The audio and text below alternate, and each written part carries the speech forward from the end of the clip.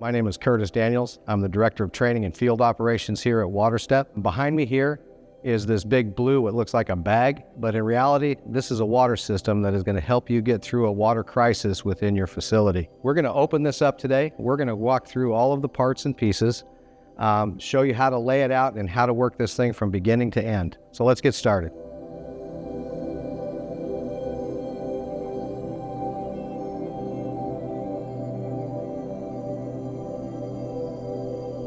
We've got it unveiled. We've got the cover off of the WOWCart. On top of the cart, we'll just start at the top. We'll work our way down. These are the parts and pieces that actually come off of the cart, not fixed to the cart itself. So up on top, we've got two 1,250 gallon bladder tanks. Also inside of here are the manifolds that hook up the tanks to the hoses, which ultimately hook to the cart. Over on this side, we have a carbon filter that can be swapped out with other filtration as needed. We have several power supplies that come off the cart. We have 5 jugs down here that are able to manufacture a bleach product that come off the cart. In the bags that are close by to these things are what you need to go through that process.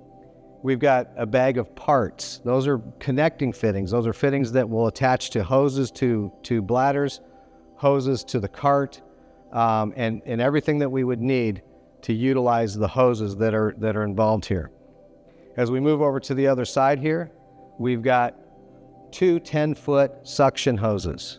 We have 2 25-foot potable water hoses. Those are water hoses that we would use for distribution. Once we have gone through a process of sanitizing the water, we're able to distribute that water to someplace away from the cart, and we would do it through those hoses that are safe to drink through. We have 2 bypass hoses. We have 1 20-foot discharge hose. That's the hose that leaves the cart and goes back to the tanks. Work our way towards the bottom down here. We have a dual fuel generator. That generator runs off of propane or gasoline. That propane can run everything that's on the cart simultaneously or individually. We also have a container down here to resupply the inside of the carbon filter, so we've got replacement carbon for there as well.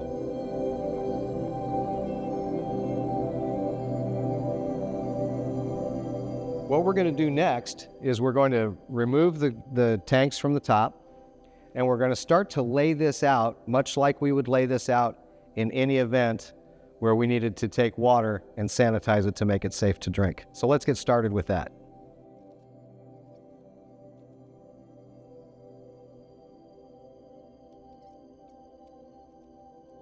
Okay, we have got one of the 1,250 gallon bladder tanks laid out on the floor. Notice that we've got it sitting on top of the ground cover, which on this case happens to be felt. In the bag with the bladder tanks, you're going to find another bag with a couple of parts in it. And what we're going to do with those is simply walk across the top of the bladder, and you're going to find 2 fittings in the top. They're both different sizes, so it's obvious which one goes where. And we're just simply going to screw that piece in there finger tight. And we're going to go ahead for the time being and put this one in here finger tight. The last thing that you found in the bag is this manifold. Now you'll notice that because it was in the bag, this PEX tubing has got a curve in it. The great thing about PEX is you can simply stretch it back out like that and make it straight. And that's exactly how we want this put together. We want this tube going straight. Next thing we're going to do is we're going to locate the fitting on the front of the tank here. I'm simply going to lay this out on the ground, slide this tube right inside the tank, lift the tank up, square up those 2-inch threads, and hand tight, not finger tight, but hand tight this time, so it lays out just like that. This would be a good time to take a look at your valves. Make sure they're in the off position. Off is when the handle is crossing the pipe like this. These are all in the off position. When they're in line with the pipe, they're on, but we want all of these currently in the off position. The next thing we're going to do is set up the second tank. We're going to set that up identical to this one, and you'll see how this all goes together as we move along.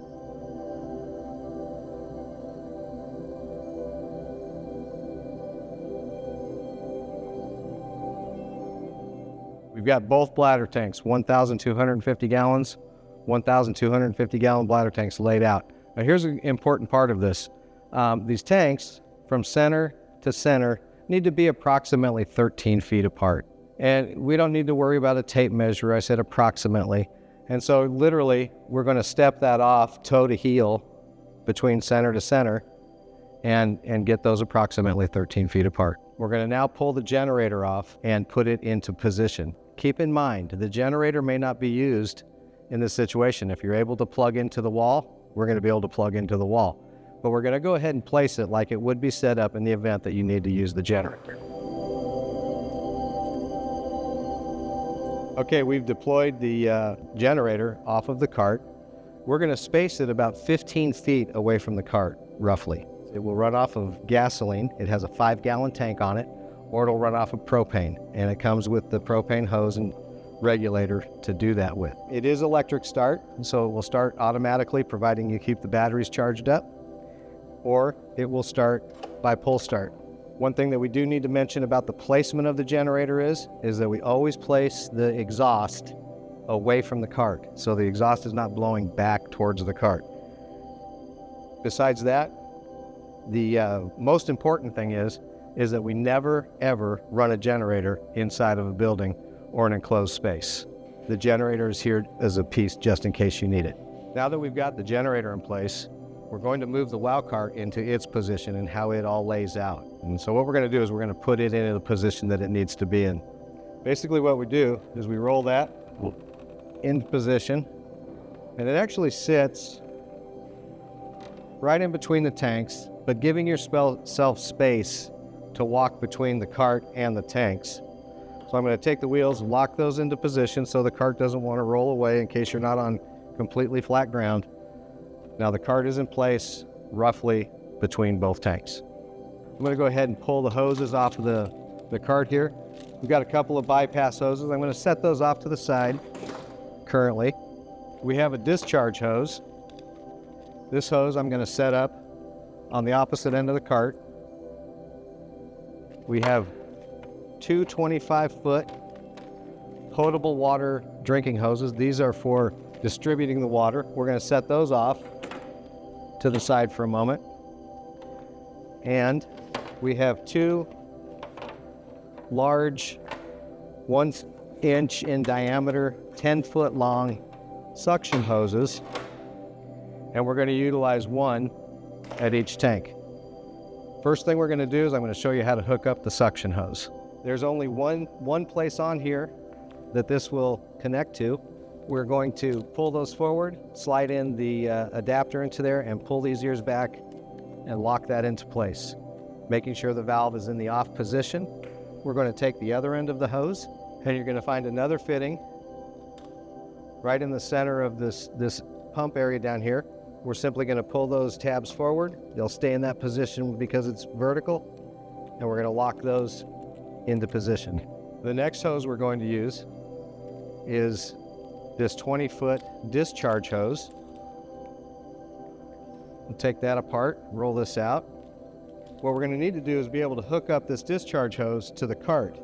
But first, we're going to talk about one of the very first fittings that we're going to use. So in this blue bag that you'll find on the cart, generally in this area, you're going to find a blue bag, and inside that blue bag are some different fittings. And we simply are going to put that into place right here. Now, again, tabs forward, lock that into place, pull the tabs towards you, check it, and make sure that you're hooked up tight. Next, we're going to identify the end that has the tabs on it again. We're going to push those tabs away from me, slide it onto this fitting, pull the tabs towards me, check it, and that's locked into position. Now again, it's important that we get the coils out of the hoses. And there's only one place on the bladder tank here that this will fit, and that's right on the very front. Again, tabs forward, pull them back, making sure the valve is in the off position. Always test to make sure it's on there tight. And now we're completely hooked up to the bladder tanks and the WOWCart.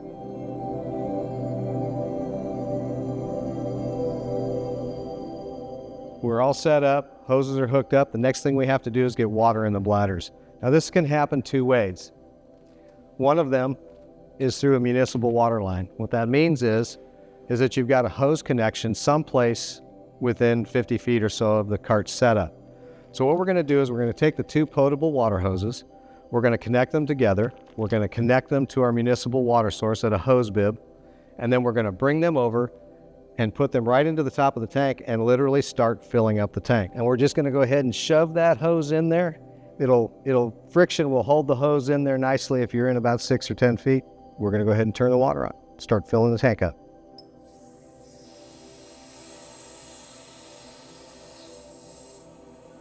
Let's imagine that there was a water main break and there was no water coming to the facility at all. What we would do then is we would have to have water delivered. That means a tanker truck would have to come, deploy their hoses, and fill up our tanks. Either way, we got to get water in the tanks for the next part of the program here. All right, well, we have got the bladder filled up. There's approximately 500 gallons of water in this bladder. We're going to shift over and start to fill up bladder number 2. It's a real simple process. Of course, we shut the water off, and we're going to pull this hose out. And then we're just going to simply reach up in here. And you can get on this tank. It's not going to do anything. Put your foot up on there. And we're just going to screw that in there finger tight. The only thing we want to keep out of here, besides the water, is bugs, dirt, and so forth. So we just close that off, and now this tank is ready to go. We're going to take our hose over. We're going to take it over to the other tank. And just like we did before, we're going to take the cap plug out, raise this up a little bit. Want to get our hose in there. We want to shove it in there just like before, about 5 or 6 feet. And we'll go ahead and turn on the water. Next thing we're going to be talking about is getting water out of the bladder and into the WOWCart so that we can actually start the process of sanitizing water.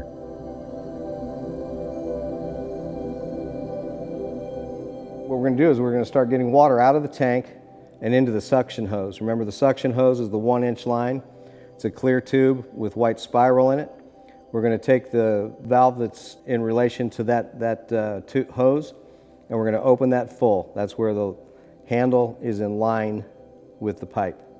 Next thing we're going to do is we're going to come over to the front here, and we're going to open up this valve, and we're going to turn that a quarter of a turn, open that up full. Water's now moving from the bladder tank through these hoses towards the WOWCart. The next thing we're going to do is set up the WOWCart.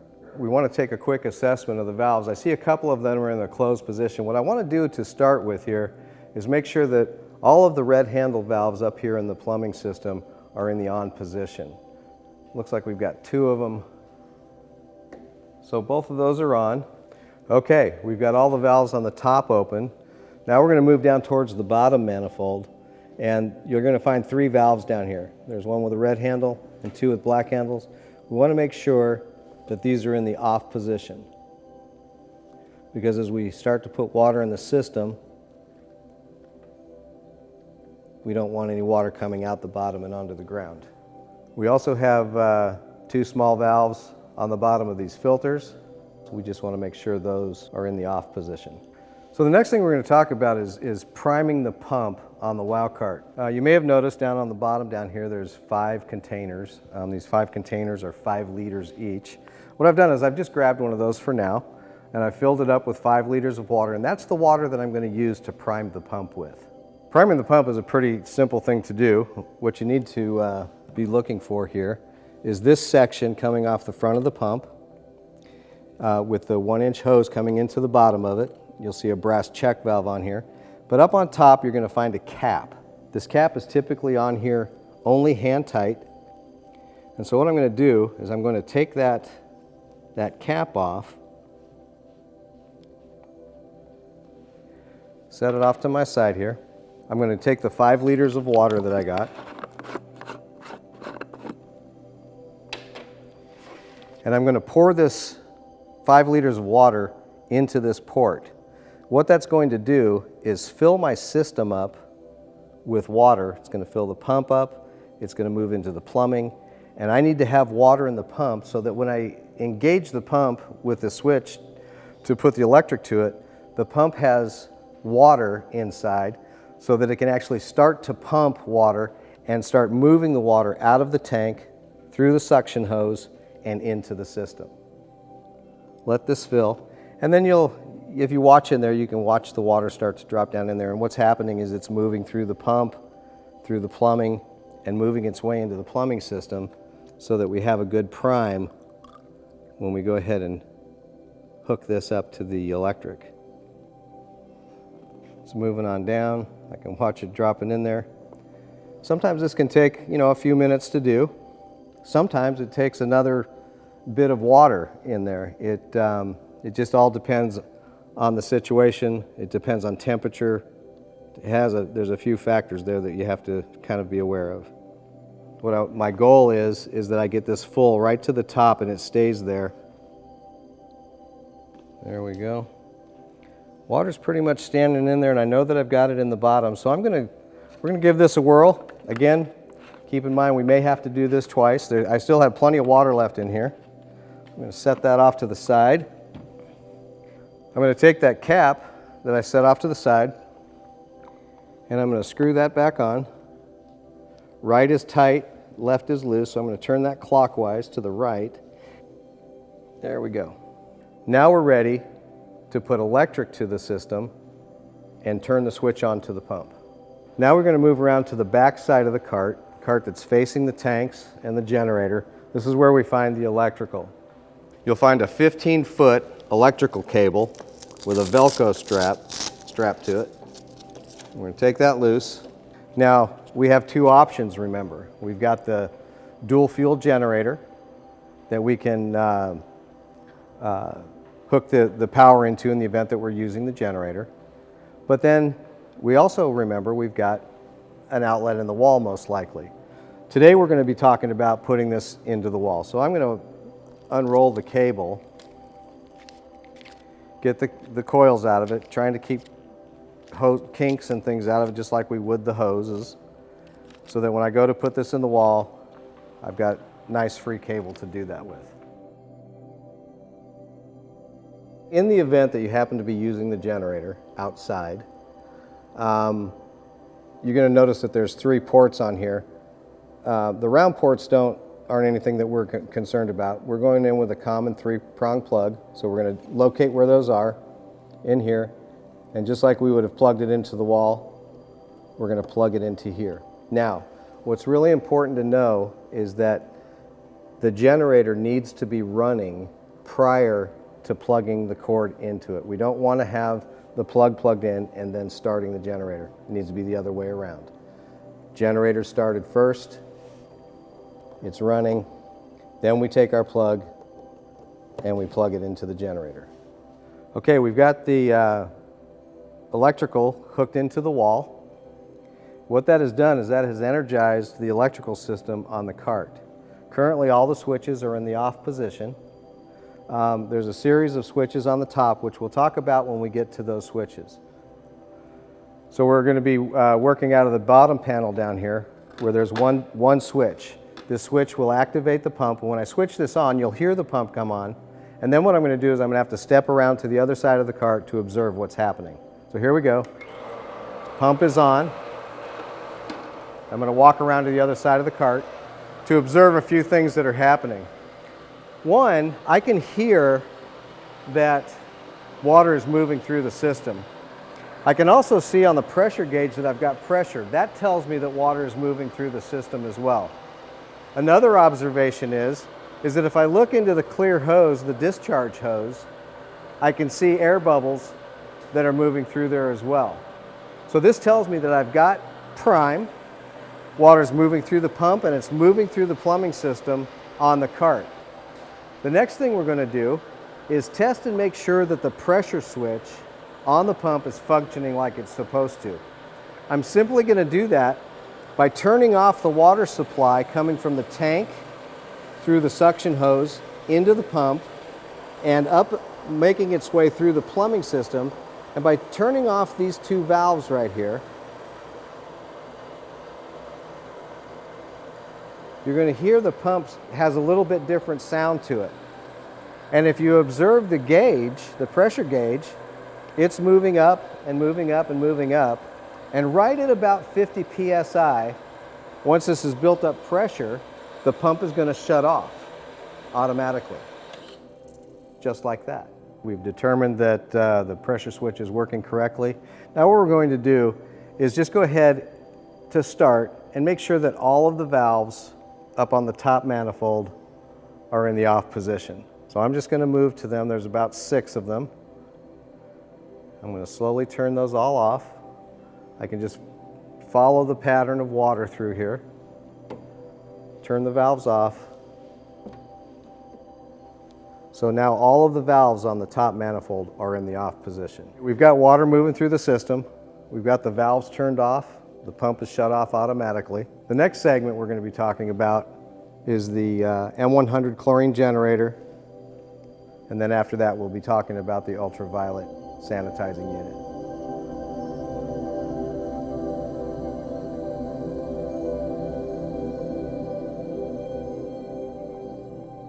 Okay, this is the M100 chlorine generator. I want you to notice that the device is actually broken into two sections. One section is the saltwater side. The other section is the water side. You'll find drains on each side so that we can get product out of here later. These drain connections have what's called a pinch valve. These pinch valves simply pinch together and lock, and what they do is they squeeze that silicone tubing together to keep the liquid inside the M100 chlorine generator. There's one on both sides, the saltwater side and the water side. We simply take that, pinch it. You'll see that it's pinched closed, and now the water cannot escape from there as we pour it into the unit. Up on top here, we have a 1-inch plug. You notice that it was just finger tight in there. Once we get this loaded up with the products that we need to put in here to make the chlorine gas, we'll simply put that back into place finger tight. If you notice, as we've gone through the whole system here, we've never had to use any tools. We're just using our hands. And this valve right here can regulate how much chlorine gas we're putting in and out of the system. Now, when we get ready to fire this up, we're going to need a few things. Now, remember, I'd mentioned earlier in another segment that there's a red bag, and this has lots of parts and pieces in it. So I'm going to pull out the things I need. One of them is going to be this 1-liter water bottle. There's a funnel in here. There's a measuring cup in here. I'm going to be utilizing those things. And I'm also going to, right now while I'm at it, I'm going to go ahead and pull out the chlorine test kit. So we're going to set those 3 items off to the side for a minute. Now, chlorine and bleach, sodium hypochlorite, those products are made with a really simple product that everybody knows about. This is just common table salt, same type of salt that you use on the dinner table. It uses a very small amount, so we're going to be using salt, and then again we're going to be using some of the water. Now remember, I had water left over from when we primed, so I'm just going to use some of the water that I've got in this container here to get the M100 chlorine generator ready to go so that we can turn the power on and start to generate chlorine gas, which ultimately we'll introduce to the water and sanitize the tank. So the first thing I'm going to do, get my measuring bottle here, my 1-liter bottle. And so what I'm going to do here is I'm going to identify about midway up on this bottle, you're going to see where it says 600 milliliters. Sometimes you can even take a Sharpie, put it on there so you've got a nice mark and you know where it's at. But I find it just as easy to put my finger on that. So I'm going to take the water that I have in this jug. I'm going to put about 600 milliliters of water in here.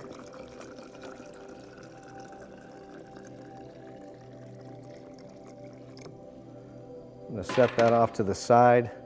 Double check to make sure I've got about 600. I do. I'm going to set that down.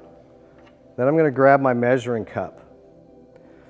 This measuring cup is going to measure out the exact amount of salt that I need to put into the chlorine generator. So I'm just going to simply pour it in here.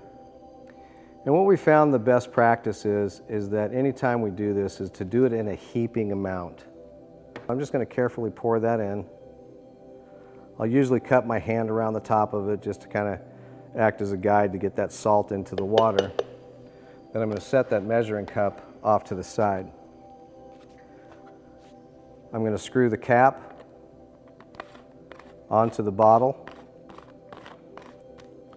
I'm going to make sure this pouring spout is closed. I'm going to put my finger over the top of that. I'm just going to shake that up for a moment. And with salt like we have that's ground, it is pretty fine grains. It doesn't take long to get that salt into solution. And what that means is that all the particles of salt have melted into this 600 milliliters of water. And I can just simply tell by looking in the bottom, I don't have any more salt particles laying in there, so I'm pretty good. I'm going to give that a shake. And then I'm going to locate the side that says pour salt water here. That's on the side that has the plug and what we call the backbone. And so I'm simply going to pull that plug out. It's really easy to do this with a funnel. We're making sure that our pinch valve is closed so that as I pour the salt water in, the salt water is not coming back out. I'm going to go ahead and add this water. Right in here, you can see this filling up, filling up, filling up.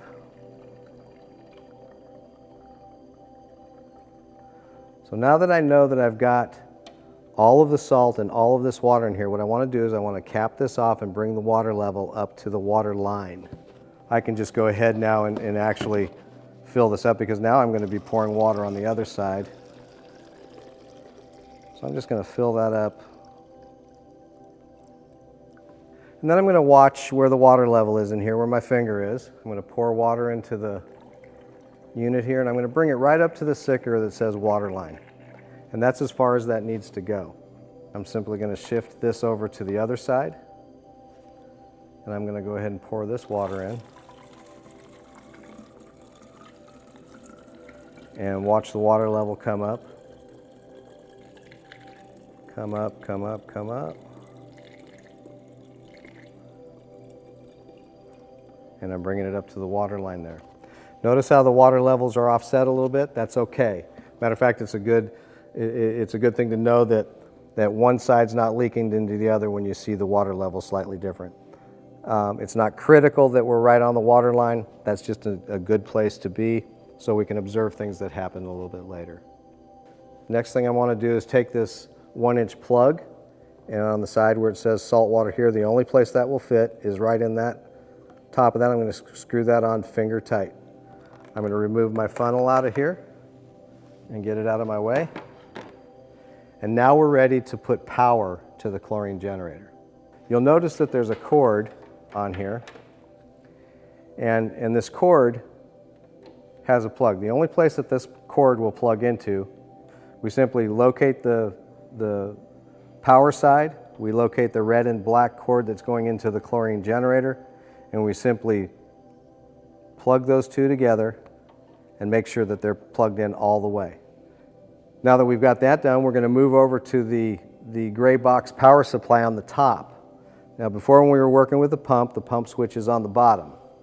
Everything else we're going to be doing on the system today runs off of the top power supply. I locate the one that says chlorine, chlorinator, M100 chlorine generator. It says different things on different units. This one happens to say chlorinator. So I'm going to locate that switch, and I'm just going to simply switch it into the on position. What that has done is put energy to the power supply that we just plugged into the red and black cord. The red and black cord is going into the chlorine generator, and now the chlorine generator has power, and you didn't see any lights come on, you didn't hear any noise other than the flick of the switch, but there's something very interesting happening inside the chlorine generator that we need to observe. What that is the bubbles that are coming in off of the the cathode down here. But more importantly is this cloud. If you notice, the water is very clear coming up from the bottom, but right about where my finger is right now, we're starting to form a cloud up to the water level. What that tells us is that the chlorine generator is working exactly the way it's supposed to, and it is currently generating chlorine gas, bringing the chlorine level up and sanitizing the water. Okay, we've got the chlorine generator fired up. Next thing we're going to do is we're going to start moving water actually through the system. As we do that, we'll talk about a few components along the way, like these two disc or screen filters. So the first thing I'm going to do is I'm going to locate valve number 2. I'm going to slowly turn that into the on position, where the red handle is in line with the pipe. I'm going to follow this up. Now the water currently is going to move through a 100 micron disc or screen filter to a 50 micron disc or screen filter. Outside the unit they look like this. This is a screen filter. The great thing about these is that it's a cartridge that doesn't have to be replaced. It's a cartridge that just has to be cleaned if it starts to get plugged up. The disc filter is very similar. It's also a cartridge that does not have to be replaced, but it's got a series of 400 and some discs on here, and the water has to pass through these discs, and it filters along the way. Again, if this starts to get plugged up, it simply has to be system shut down, pulled out, and cleaned. But we'll show you that in another segment. As we move through the filters, we're going to move ourselves over to valve number 3, and we're slowly going to turn that valve on.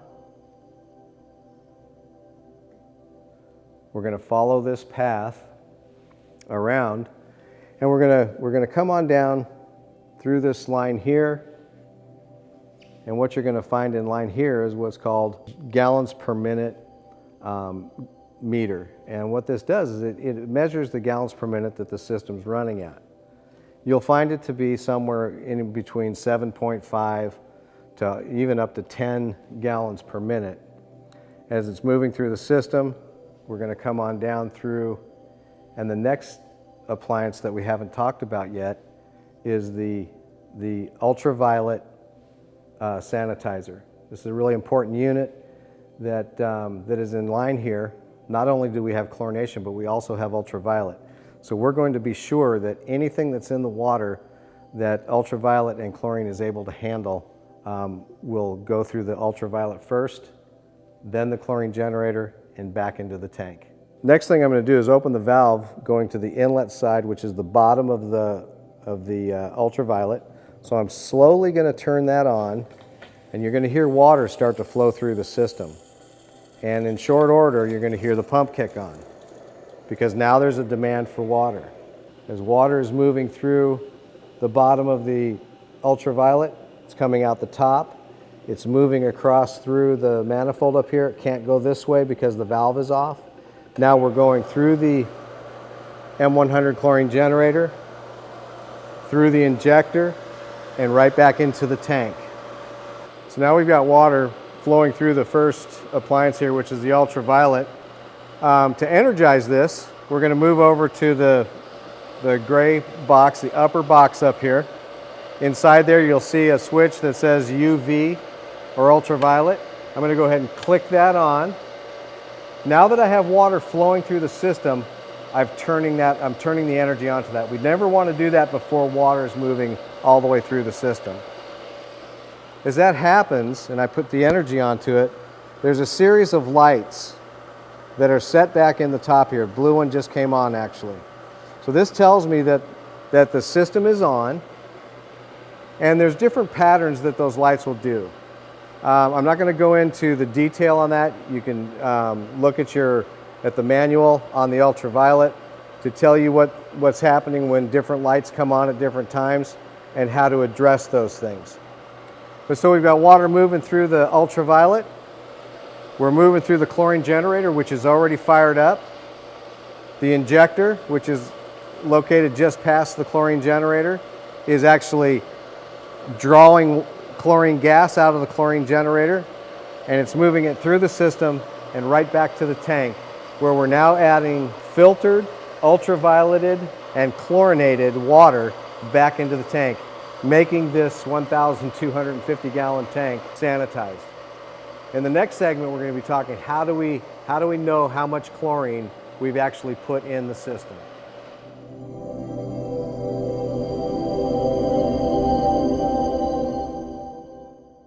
Okay, so what we're going to do to start with is we're going to get a baseline. We're going to see if there's any chlorine in the water already, but just to establish where we are in the 0.5 to 1, 3 to 5 parts per million. So I'm just going to open up this valve slightly, get a little water flowing out of here from gravity, and I'm just going to take a sample of that water, turn the valve back off, and fill this up to the top. Once I get it up to the top, I'm just going to snap a little bit off so I've got what we call an air gap between the top of the water level and the top of the test vial. I'm going to open up my container of reagent here, which seems to be on there pretty tight. And what I'm going to do is I'm going to put in 1 drop of the reagent. And if there was any chlorine at 0.5 parts per million or above, what would happen is that water in there would turn right about that color on the bottom of the scale. So I'm going to put my finger over the top. I'm going to let that bubble from that little air gap, mix that up a bit. And I'm not seeing anything in there at all. Sometimes it's nice to take the instruction pieces, turn it inside out, and put this right on the back of it. That gives you a really good view if there's any color in there, and I'm not detecting any color in there at all. So we haven't put enough chlorine into the water yet to start to bring that level of free chlorine up, and so I'm going to go ahead and dump that out. We're going to let the system run, and in a few minutes we're going to come back and test some more. Okay, now that I've stepped a little bit closer to the cart, you can hear it running a little bit better. I hope you can hear me okay. So we've got water running through the cart. We've got a baseline test of no chlorine in the 1,250 gallon bladder tank. Next thing I want to do is take a look at the chlorine generator. The valve up on top here is full open, and what's happening is water's passing through and the injector is pulling chlorine gas out. It's pulling atmosphere into the top of the chlorine generator, and it's really causing a lot of turbulence down inside of here. What I want to do, slowly turning this valve down a little bit, not completely off, but just slightly down.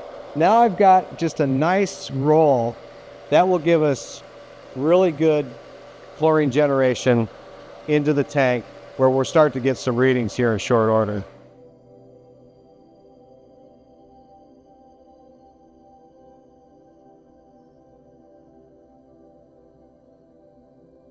It's been about 25 minutes, a little bit more, possibly.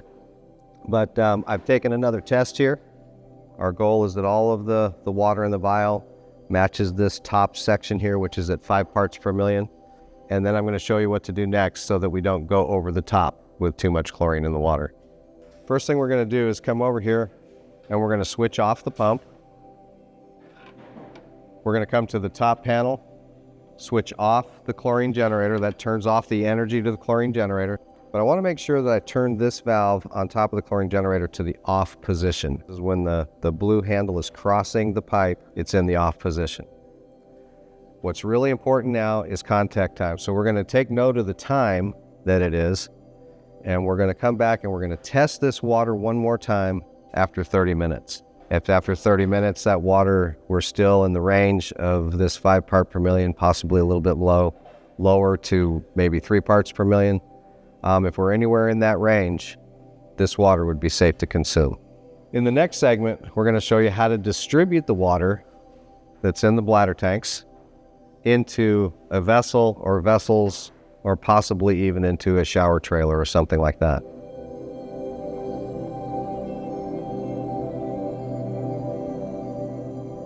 So once we've had our contact time in the tanks, we've got up to 5 parts per million. We've set for 30 minutes. We're still at that 3.1 to 5.0 parts per million of free chlorine in the water. Now it's time to distribute the water. So when we do that, we're going to run it through a final process of carbon filtration, and that's really going to give us a nice quality water. To do that, we've got to manipulate some valves, and that's what we're going to do next. Going into the distribution portion of this, we want to do a couple things to make sure nobody gets really wet. So what we're going to do, the pump's been turned off, remember. So what has happened now is that the system should be pretty much down to zero. I'm going to go ahead and turn this valve off down here. This is the distribution hose, the smaller hose coming back into the tank. I'm going to go ahead and turn that valve off. And then we're going to come up and take a look at the gauge on top of the pump. It's really important that that gauge is sitting on zero. If the gauge is not sitting on zero, that means that the whole system is still under pressure, and when you try to take a hose apart, everybody around you is going to get pretty wet. Pump switch is turned off. We've turned off the return hose valve going back into the tank off the distribution hose. Now we want to check this gauge. With that said, the system now should have just drained back and gone to neutral, and this gauge should be sitting on zero. If it's any place up past zero, up in this range up in here, it's got pressure on it, and we would need to relieve the pressure on the system. That can be done in a couple of different ways. It can by opening a valve up here underneath the distribution hose.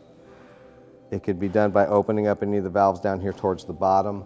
We're going to switch over to the carbon tank now. This is a really simple process. It's a manipulation of shutting two valves off and opening two valves. What we're going to do first is we're going to shut off valve number 2. That's going to kill the water coming through the part of the system here. We're going to open up valve number 6. Valve number 6 is open. So now what we've done is we've diverted the water coming from the pump and going to the carbon filter, out of the carbon filter, and on its way through the system. Now going to have to open up valve number 8, and I'm going to have to close valve number 3. This puts me straight through the system, going through the flow meter and coming back towards the ultraviolet, the UV, where I'm going to turn off the water going to the UV, and I'm going to open the bypass going back through the chlorine generator. Those are all the valves that we need to manipulate to switch this over for distribution to run water out of the tank that's been chlorinated. We're at that 5 parts per million. We've had our contact time. Now we're going to distribute the water for consumption, and like I'd mentioned earlier, we're going to come back through the carbon filter, back through the system on top.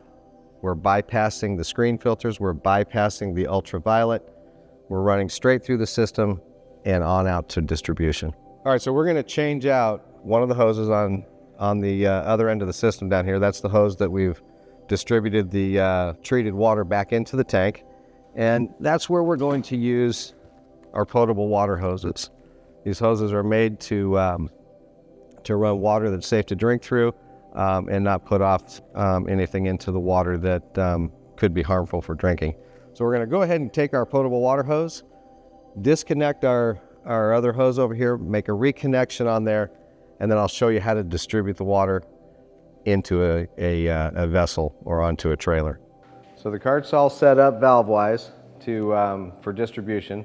So one of the first things we're going to do here is I'm going to go ahead and disconnect the hose going back to the tank. You can get a little water drip out of there, that's okay. I've already checked to make sure that my pressure gauge is on zero, that way nobody gets wet. Next thing I'm going to do is disconnect the hose from down here on the tank. I'm going to pull this bucket into here, because when I do this, what's going to happen is my whole hose here is full of water. I'm just going to go ahead and dump that out.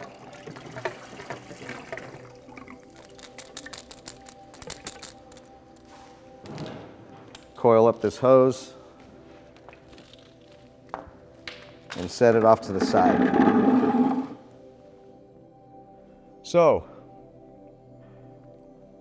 in your bag of different fittings and so forth, you're going to find a fitting that looks like this. This is going to be a cam lock quick connect that will connect onto here. And if you'll notice, there's a hose connection.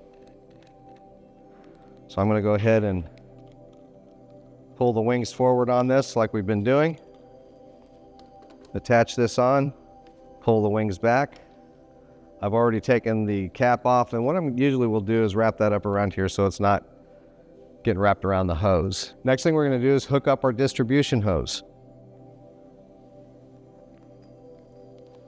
That's the white potable water hose. We're going to find the female end, and just like you would do in your garden at home, we're just going to screw that right on there. Make sure it's snug. So we've got our hose screwed on tight. We're going to make sure our cam lock's on tight. And now we're ready for distribution. Now what we've got to do is we've got to get the pump back up to with power on it. What I'm going to do first is I'm going to turn off valve number 6. That's the valve that's feeding water to the carbon filter, which is our final polishing filter. So I'm going to turn that off. If I don't, when I turn the pump on, I'm going to start getting water out of this hose, and we don't want to get everybody wet. So the valve is off. That means that when I turn the energy on, I've got energy to the pump, but water coming out of the tank is going to go no further than right here. So here we go. We're going to flip this pump on. And then we're going to go ahead and start to fill up one of our containers.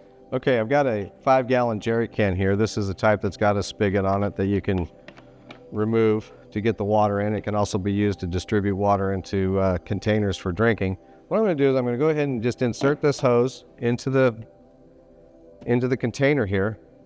And over here on the valve that's feeding the system going into the carbon filter, I'm going to go ahead and just turn that valve number 6 on.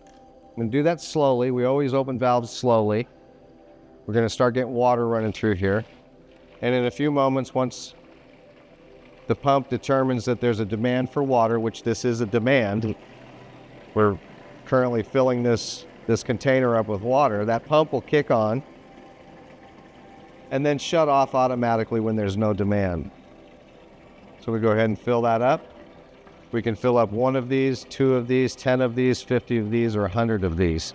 There the pump kicks on. I'm going to go ahead and shut valve number 6 off again.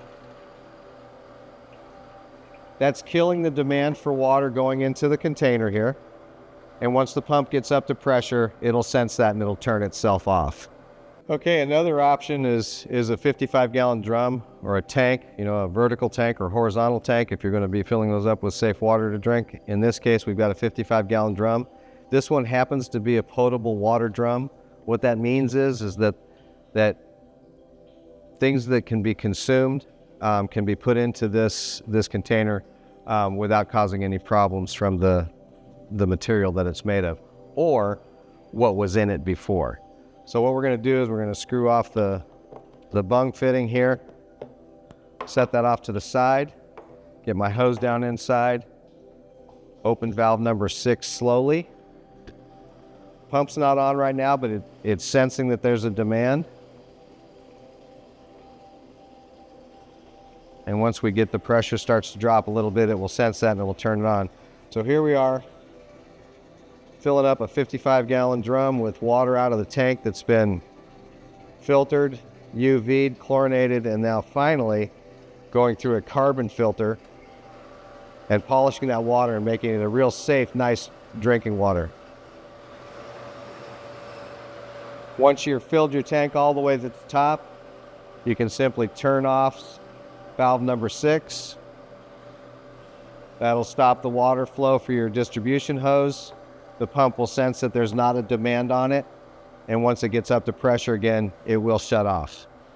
So we've talked about 2 very simple ways to distribute the water. One of them is into jerry cans, the other is into 55-gallon drums or tanks. There's another option as well, in the event that it was a situation where you had a shower trailer delivered, or laundry trailers, or some other type of device that requires water, safe water.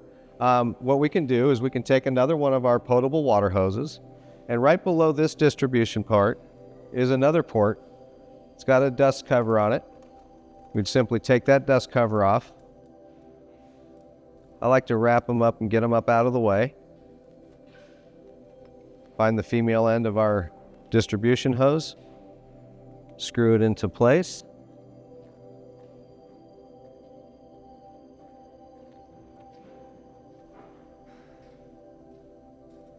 Make sure it's on there nice and snug. And you can uncoil your hose, get all the kinks out of it, and it can hook directly into a trailer or some other place that you need to distribute water. So let me demonstrate that for you. I'm gonna go ahead and take this second hose. I'm gonna stick it inside of here. We're gonna open up valve number 6. We're gonna do that slowly. That's got water still coming into my distribution point here, but now I can take this valve and I can open this one up as well. Got a little leak on there, so we're going to tighten that up. Now I've got water coming out of both hoses that's been carbon filtered and safe to drink. What if we're not using bladder tanks like this and you already have big upright tanks? Let's say you've got tanks that are 1,000 gallons or 5,000 gallons. We can hook up the same manifolds from these tanks into a much larger vertical tank. That's like a tank that we've got behind us here, that big white tank that says WaterStep on it. And what we're going to do next is I'm going to show you that not only could we use the ports that you already know about, but we can hook the tank up and utilize distribution ports that we also have down towards the bottom of the cart. We're going to move a tank into place here so you can see exactly how that's done. Okay, we've moved this beast of a tank into position here to give you an example of utilizing a large vertical tank as a storage tank.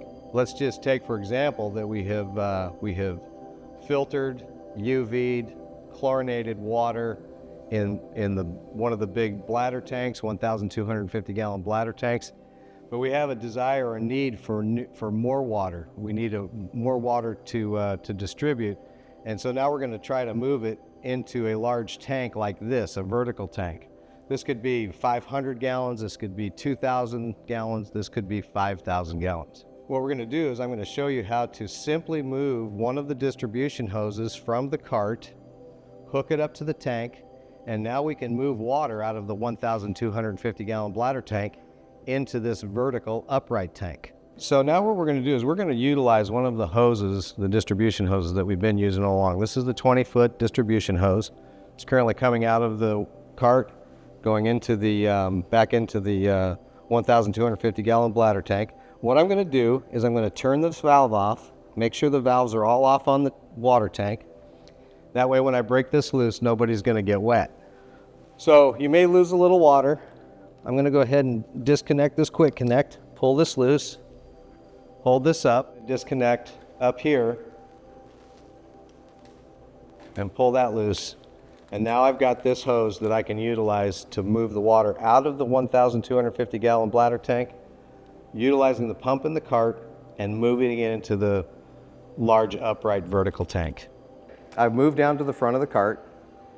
This is the lower portion of the cart. And if you'll notice down here, we have 3 more openings. These are also distribution ports. We can pull water directly out of the bladder tanks or a vertical tank and utilize any one of these. I'm going to use this larger port right here. This is a 1-inch port. I'm going to simply hook up my discharge hose to this port.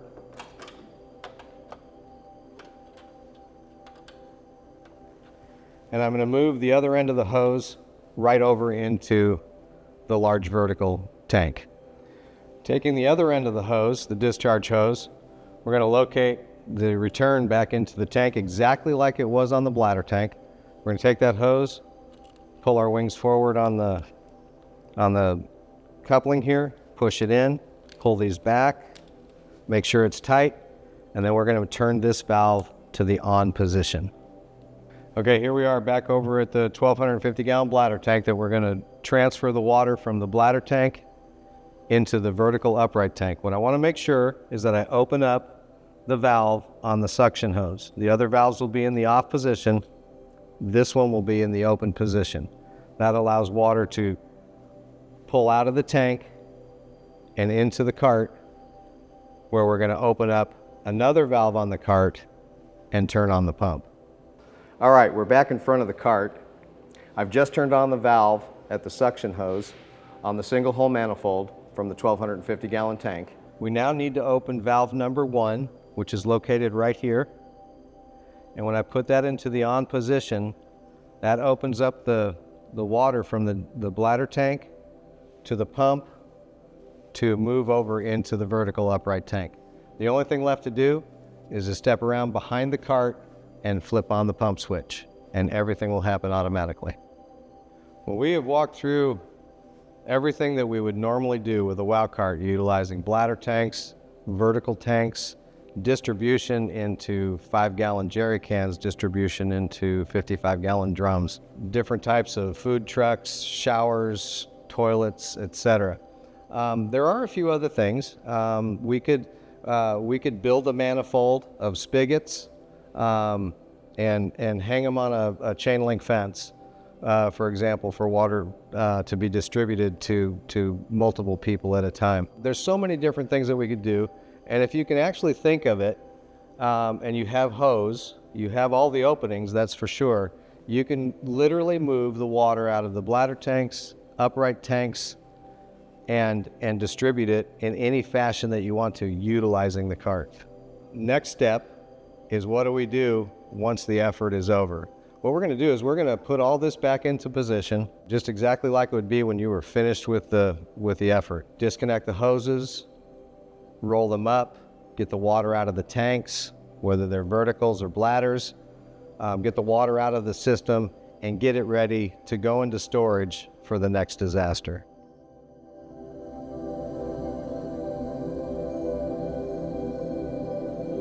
The event is over. It's time to pick up and get things cleaned up and ready to go back into storage.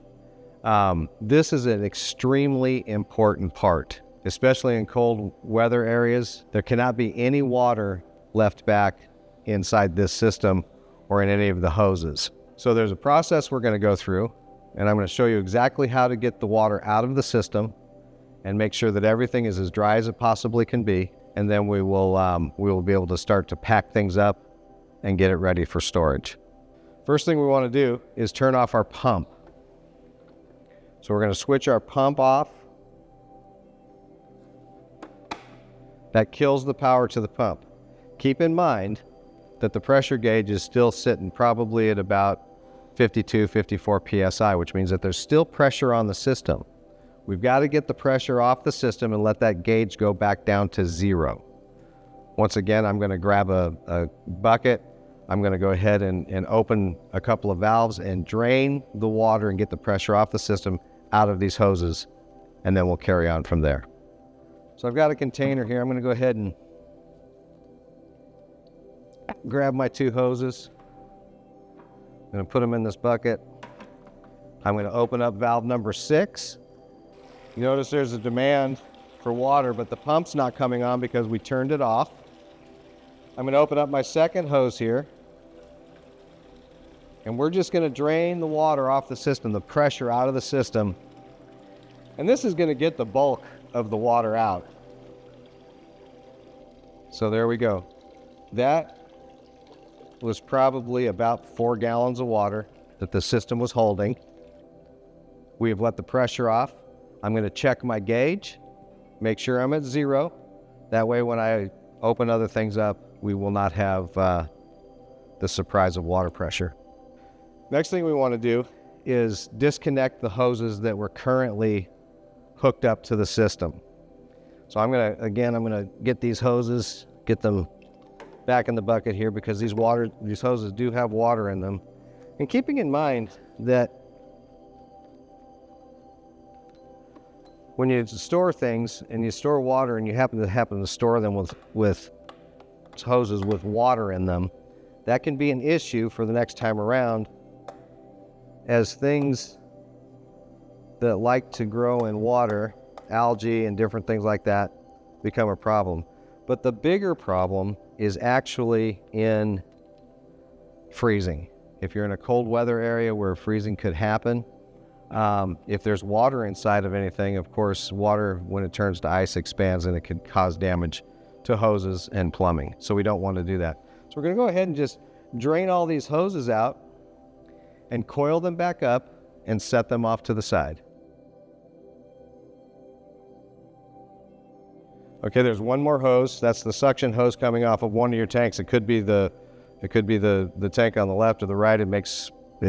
We just don't know which one it is, but whatever one's hooked up to the pump is the next one we want to have to hook up.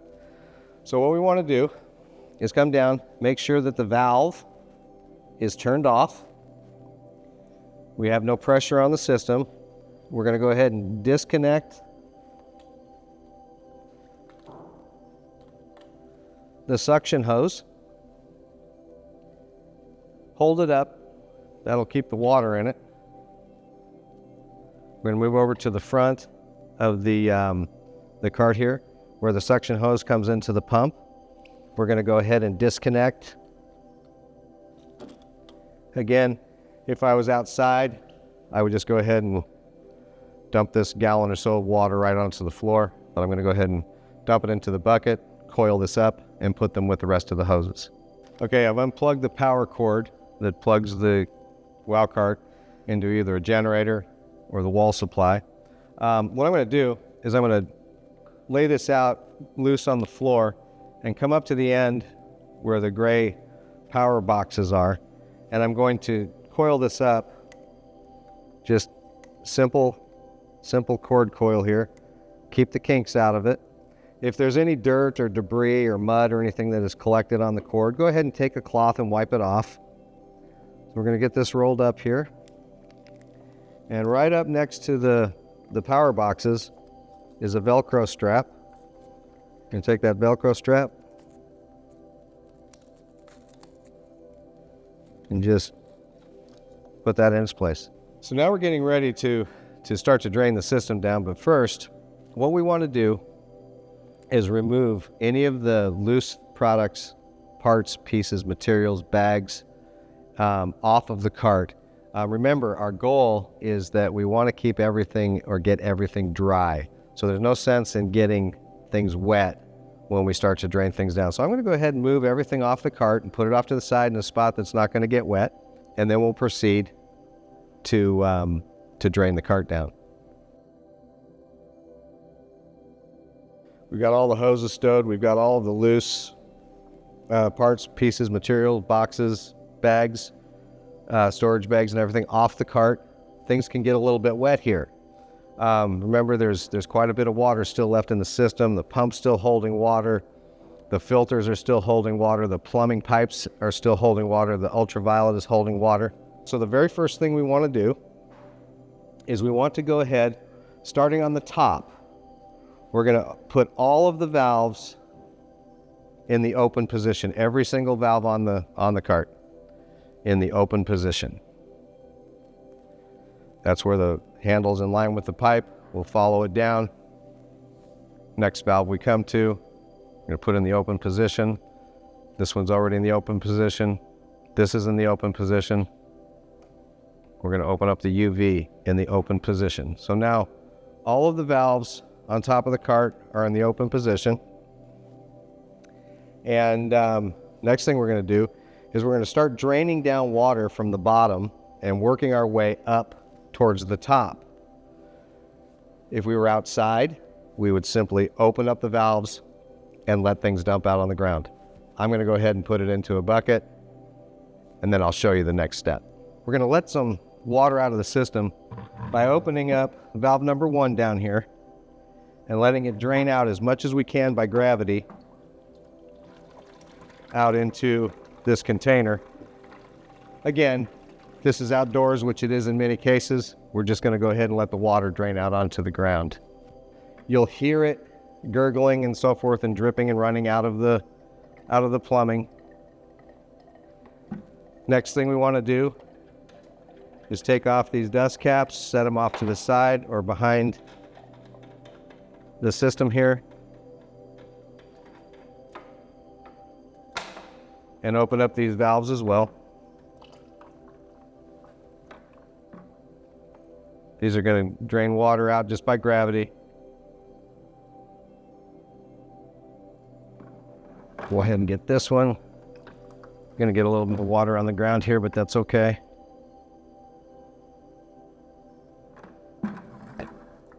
So you'll notice that water is just drizzling out of here. We've got most of the water out of the system, but there's all kinds of places where the water can build up and pocket or trap.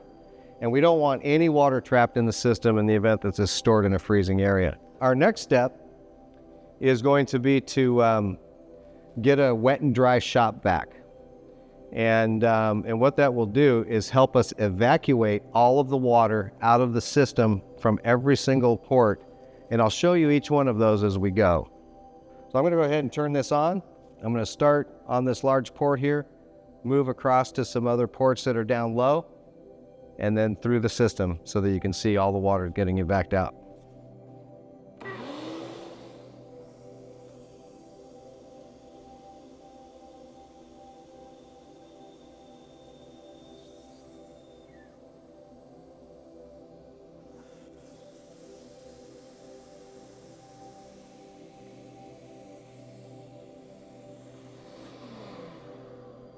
So what we've done is we've evac'd all of the water out of the system. You're going to notice that it's still dripping here and there and so forth. There's a couple other spots we're going to hit up on top, and then what I'll usually do is just hit across the bottom a few more times just to get any residual water out that we can. There's a couple important places that we want to make sure we get water out of. I'm going to point those two out to you right now. The first and most important is going to be the ultraviolet. On the bottom of the UV, there's another port down here to open this up.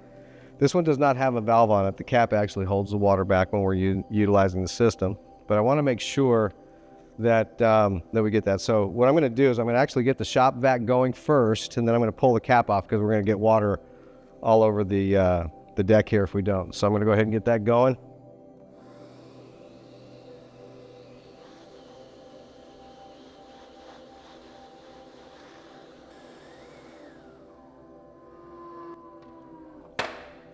As you can see, that holds quite a bit of water. We want to make sure that we get all of the water out of UV. The second place is actually down towards the bottom. It's the port on the front of the pump. That valve down there has a yellow handle on it. And that is at the very bottom of the pump. The pump holds actually quite a bit of water. It's about as much water, maybe even a little bit more water than the UV holds. So we want to make sure that we get that valve open and we pull the water out of that as well. We don't want any water in the pump, we don't want any water in the UV, and we don't want any water in the filters for storage. Okay, so the second place is the pump down here. What I'm going to do is I'm going to go ahead and I'm going to remove the priming port. That's just quick connects, 2 wings back, pull this off. You can just set this off to the side. There's going to be a little bit of water in there. Just pour it out on the ground and you're fine. But what I want you to see is this valve right here. This is the drain valve that holds water into the pump, but it's also to get the water out of the pump at the end of the event. So what we're going to do, we're going to get the shop vac going here and drain that down. The reason I'm doing this last is because there's still a little what we call residual water. There's water that's dripping back through the plumbing and so forth, and where it could end up is in the pump. And we want absolutely no water in the pump when it comes time to store the unit. So I'm going to go ahead and turn the shop vac back on, open up the yellow handled valve, and pull the water out of that as well.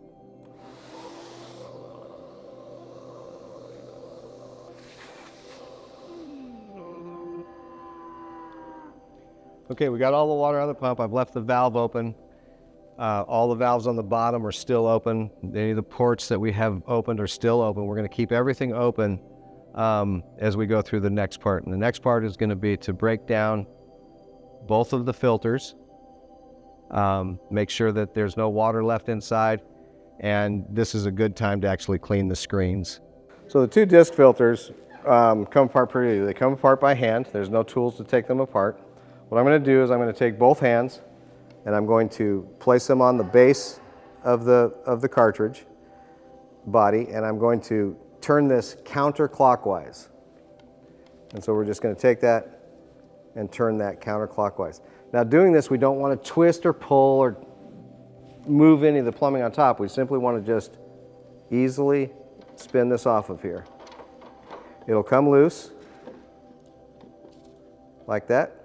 Sometimes the filter stays in place just like that. Sometimes the filter comes off with the cartridge. But what we're going to do is we're going to pull the cartridge out. We're going to take a cloth. We're going to wipe down the inside of the filter housing. We're going to take the filter, hose it off, wash it off. A bucket of water works just fine. And we're going to set those off to the side to dry. Same thing with the other filter. Again, we wipe down the inside of the filter body, clean off the cartridge, and let them dry. Okay, I've wiped down the filter bodies. I've cleaned the screen cartridges. They're nice and cleaned off. So to put these back in service, it doesn't make any difference whether it's in this position or this position. They work both ways. So what I'm going to do is I'm going to go up and I'm going to push this up inside the filter body here, and you'll feel it just push into place, and then it'll just stay there. I've got my filter body housing here, and to put this back on, we're simply going to turn this clockwise with both hands, and we're going to turn it until it stops, and then we're going to back it off about a quarter of a turn. And that's how you set that in place. And then we just repeat the same operation with the second filter. We're going to do that by hand tight, till it stops, and we're going to back it off a quarter of a turn. That's all there is to cleaning those out. Here's the chlorine generator, and I want to caution you that, that there's liquid chlorine in here. There's probably some chlorine gas from when the chlorine generator was generating gas. So one of the very first things we want to do is remove this top 1-inch plug. Remember, that's only on there finger tight, and set it off to the side. What that's going to do is help relieve some of the chlorine gases, and then let's just go into the atmosphere. Notice that I'm standing back, and I'm not, I don't have my face right over the top of it. I don't want to take a shot of chlorine gas in my face. It's kind of rough on your nose and your lungs and so forth. So that's the first step. Second thing is this gas tube right here. Just slides in and out just like that. So what I'm going to do is I'm going to slide this piece out, and I'm just going to move it up and out of my way. So now the chlorine generator is disconnected from the venturi. The next step I want to do here is unplug the chlorine generator. So I'm going to unplug it from its power supply, push its power supply back over by the power supply, and I'm just going to coil up this cable so I'm not tripping over it. And I'm just going to set that off behind there out of my way. Now there's two more places up on top. There's two unions. These are just on here finger tight. And we need to disconnect those by turning them counterclockwise. Viewing on the camera there, because this fitting is backwards to you, it looks like I'm going clockwise, but I'm actually going counterclockwise. So I'm disconnecting it here, and then there's a second one right here. And I'm going to turn this one counterclockwise as well until it releases from the pipe.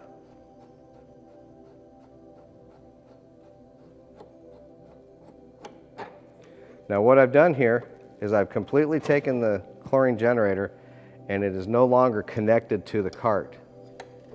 I'm going to take out this piece. This is called a heat exchanger, and I'm going to set that in this bucket down here. So on here, as we talked about in an earlier episode, is that there's drain tubes. So what we're going to do is I'm going to turn this drain tube down so it's pointing downward. They just easily turn by fingers. And remember these pinch valves that we pinched closed before we started. What we're going to do is I'm going to, over the top of this bucket, I'm going to point those down towards the bucket.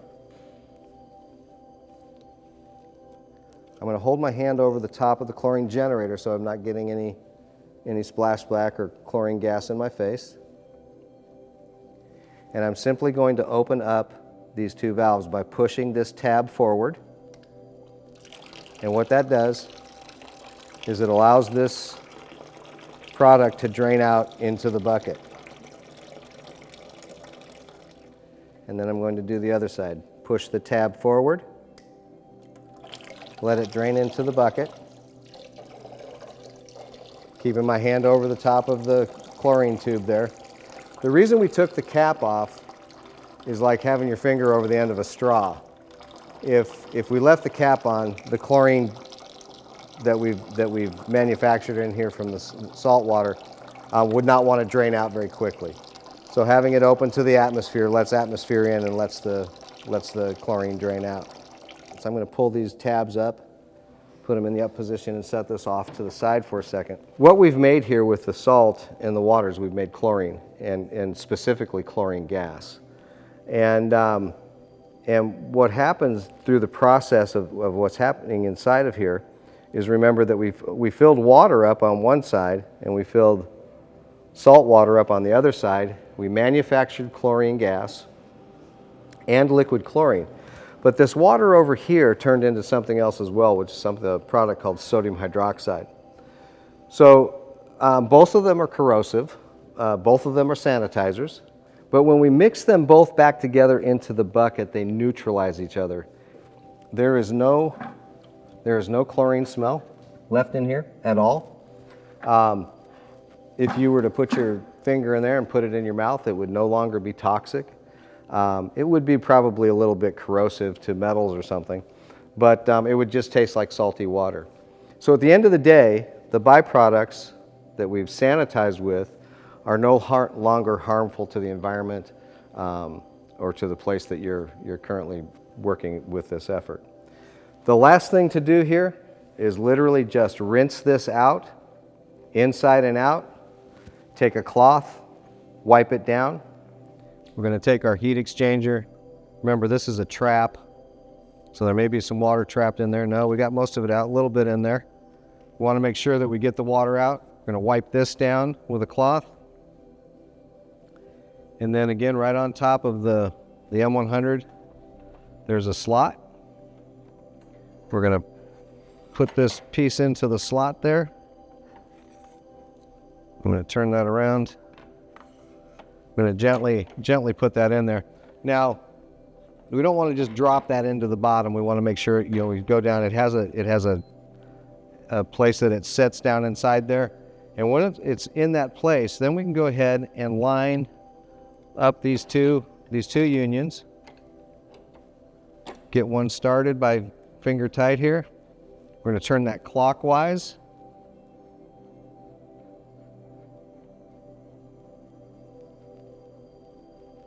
Going to snug that down with our fingertips. Reach over to the other one here. Turn that clockwise.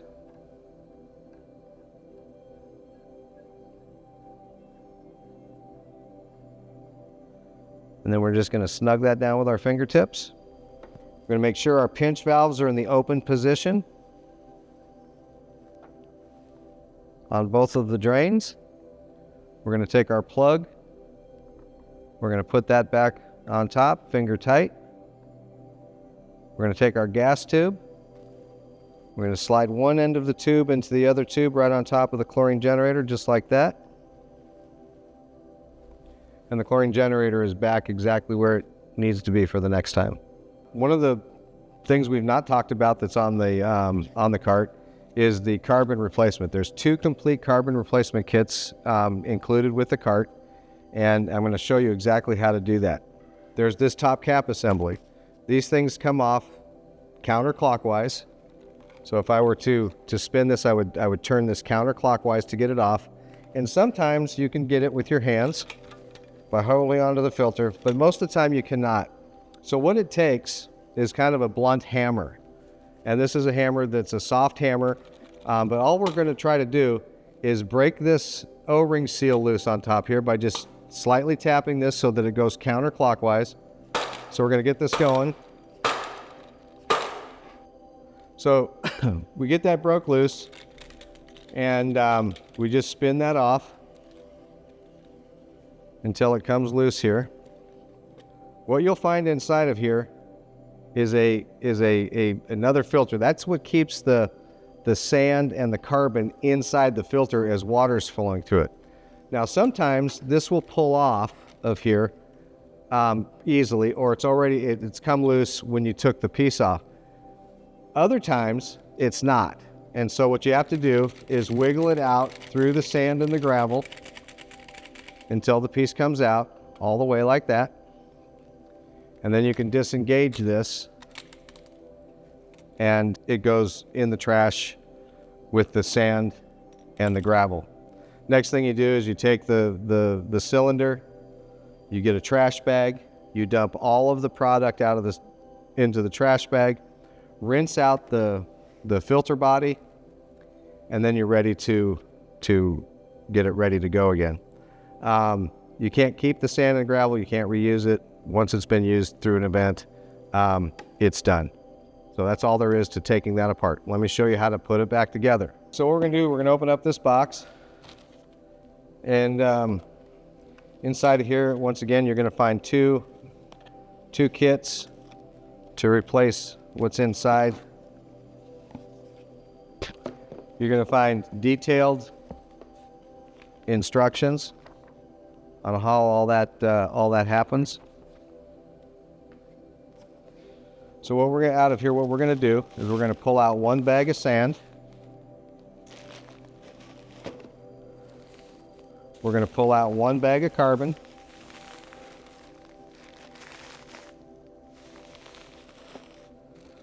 We're gonna pull out one of the new filters that keeps the carbon and everything inside the unit.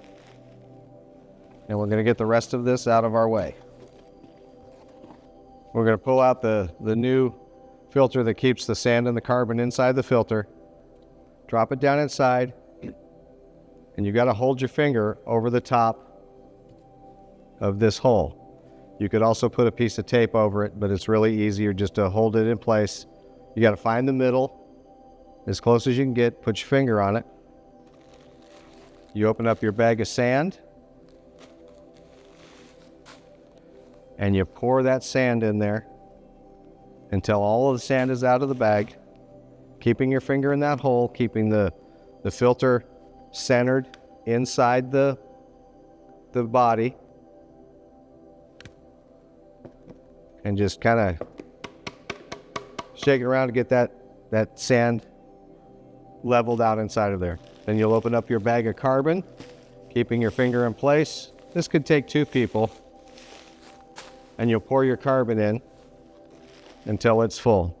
Once the sand and the carbon are inside the filter, you can take your finger off the top of that hole, and that piece will stay right in place.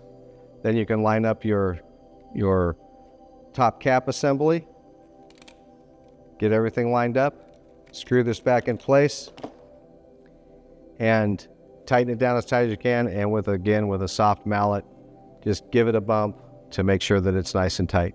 That's all there is to changing out the carbon in a carbon filter. We have drained the system, is completely down, it's dried out, the chlorine generator is back in place, the carbon filter has been put back in its place with new carbon and sand. The next thing we're gonna do is put the dust caps back on. And we're just gonna screw that in there finger tight. And it goes right on the end of the yellow handle pump valve here, and we're just going to leave that valve in the open position for now. Next thing we're going to do is we're going to take our priming port, we're going to put it back in place on the front of the pump, wings forward on the quick coupler, snap them back in place, make sure our cap is back on hand tight. We're going to go ahead and put our dust covers back on the bottom of these distribution ports here. They just need to be on there finger tight. You don't have to go, leave those valves in the open position. We've got another dust cap that goes on the opening down here, valve number 1. I'm going to put those wings forward, pull them back into place, and that's all set. And then we're going to move up to the top. Okay, the next set of caps we're going to put on are the bottom of the screen filters. Again, we're going to locate the dust cap, screw it on there finger tight, screw it on there finger tight. Remember, we've got one on the bottom of the ultraviolet. We're going to go ahead and put that on finger tight. And last but not least, on the outlet, on the other end of the cart, we're going to go ahead and take that fitting off, put the dust cap on the distribution port up there, and we're going to leave all of the valves in the on position for storage.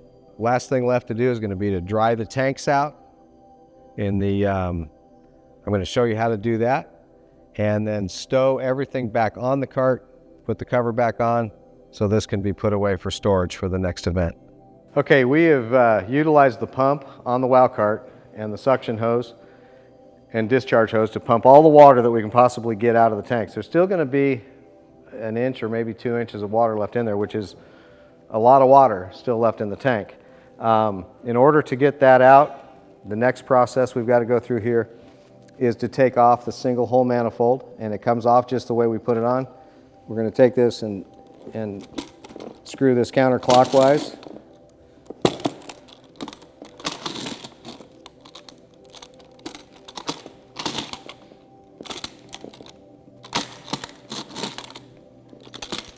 And we're going to gently pull this out.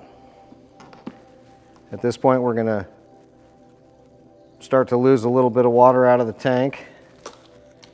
But what we want to do now is we want to take and wipe this all down and get it ready for storage, opening up all the valves, making sure there's no water left inside any of the piping, and set it off to the side for when we get to repacking the WOWCart for storage.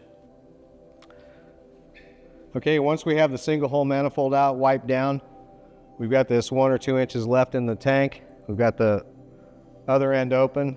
What we're simply going to do is lift up the corners of the tank.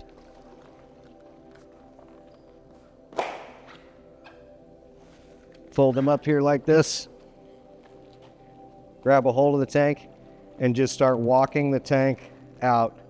And as we walk the tank out, it's going to force the water out the side outlet there and out onto the ground.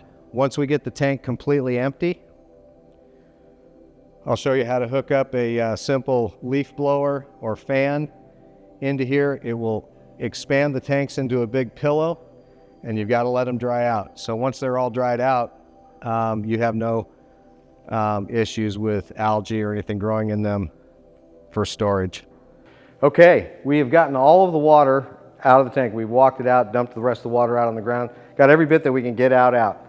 Next process in getting the tank dried out is pretty simple to do.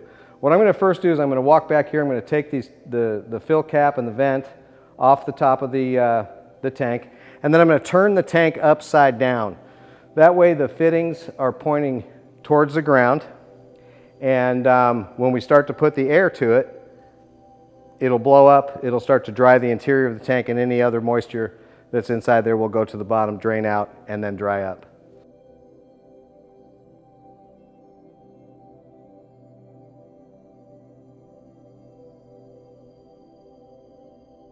So I got a simple leaf blower here. I'm going to detach the nozzle from it. I'm just going to insert it or screw it into the front of the tank.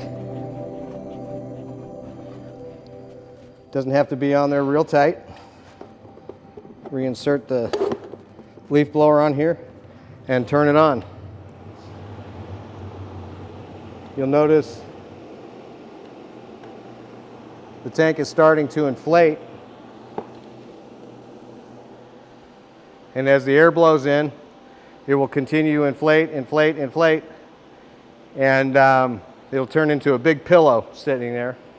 And we're just going to let it sit and dry Best way to check it is pull up one end, stick your hand up in there in the opening or down here. If it's dry and ready to be folded up and packed back onto the cart.